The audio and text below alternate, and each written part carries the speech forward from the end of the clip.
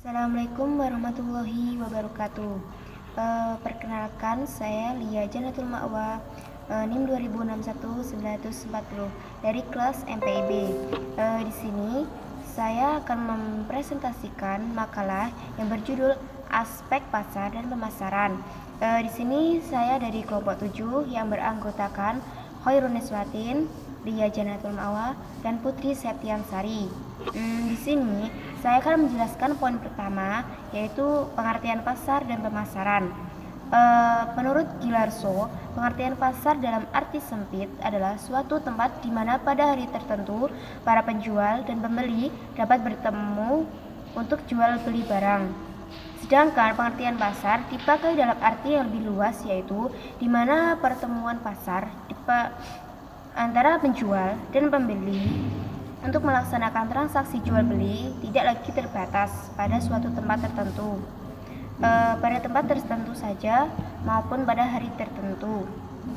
Adapun pendapat lain yang dikemukakan oleh Miller dan Meiners yang mengatakan pasar adalah dalam arti luas, yaitu suatu pasar tidaklah harus suatu tempat, tapi suatu institusi yang menjadi ajang operasi kekuatan-kekuatan yang menentukan harga.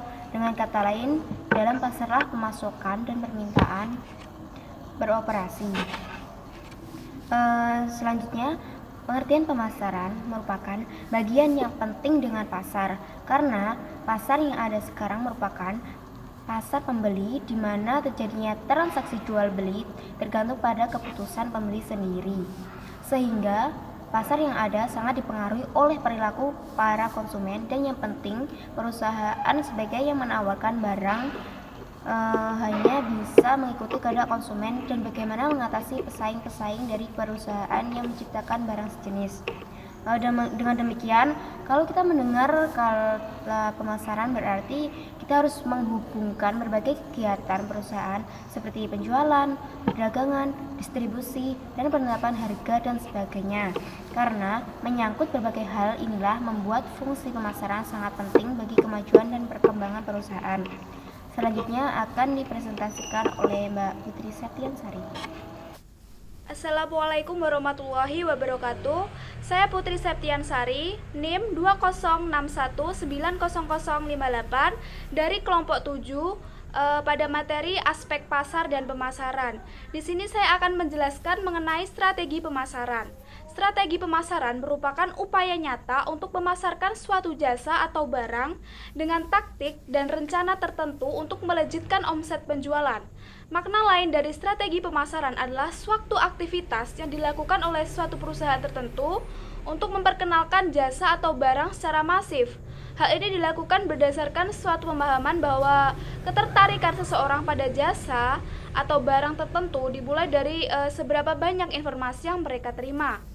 Strategi pasar perlu dipersiapkan sejak dini agar tujuan pemasaran tepat sasaran. Unsur-unsur strategi pemasaran menurut Freddy Rangkuti adalah sebagai berikut. Yang pertama yaitu unsur strategi pemasaran yang mempunyai dua macam, yaitu segmentasi pasar dan targeting. Yang pertama, segmentasi pasar. Segmentasi pasar adalah tindakan mengidentifikasi dan membentuk kelompok pembeli atau konsumen secara terpisah. Yang kedua yaitu targeting, yaitu tindakan memilih satu atau lebih segmen yang akan dimasuki. Yang kedua yaitu unsur taktik persaingan, yang mempunyai dua jenis, yaitu diferensiasi dan bauran pemasaran. Diferensiasi yaitu pembeda antara produk sendiri dengan produk lain. Yang kedua, bauran pemasaran atau marketing mix, yaitu meliputi produk, harga, dan promosi serta tempat. Yang ketiga yaitu unsur nilai pemasaran. Merek atau brand adalah nama, cermin, tanda, simbol, desain, atau kombinasi dari semuanya yang ditujukan untuk mengidentifikasi produk sendiri dengan produk lain. Merek bagi konsumen mempunyai arti sebagai identifikasi untuk membedakan satu produk dengan produk yang lain. Yang kedua, sebagai garansi atas kualitas dan kinerja dari produk yang akan dibeli. Mungkin itu yang dapat saya sampaikan mengenai strategi pemasaran, dan selanjutnya akan dilanjutkan oleh teman saya. Sekian dari saya, terima kasih. Wassalamualaikum warahmatullahi wabarakatuh. Assalamualaikum warahmatullahi wabarakatuh. Perkenalkan, nama saya Koirun Nisbatin, NIM 206190038. Saya dari kelas MPIB. Di sini saya akan melanjutkan presentasi mengenai segmentasi pasar, pasar sasaran, dan juga posisi pasar. Segmentasi pasar dapat diartikan sebagai suatu proses membagi pasar yang heterogen menjadi kelompok-kelompok yang homogen, yang memiliki kesamaan kebutuhan atau karakteristik, dan juga respon terhadap program pemasaran. Alasan adanya segmentasi pasar adalah mengingat bahwa dari sekian banyaknya pembeli terdapat perbedaan kebutuhan dan keinginan pada tiap-tiap pembeli tersebut. Dengan melayani segmen pasar atau tidak pasar secara keseluruhan, maka perusahaan akan memiliki kesempatan yang lebih banyak untuk dapat menyampaikan nilai kepada konsumen dan menerima imbalan yang maksimum atas perhatian kepada kebutuhan pelanggan. Dalam melakukan segmentasi pasar terdapat variabel-variabel yang perlu diperhatikan. Di antaranya yang pertama adalah segmentasi geografis, yaitu segmentasi pasar dengan hanya menjual produk kepada konsumen di wilayah-wilayah tertentu.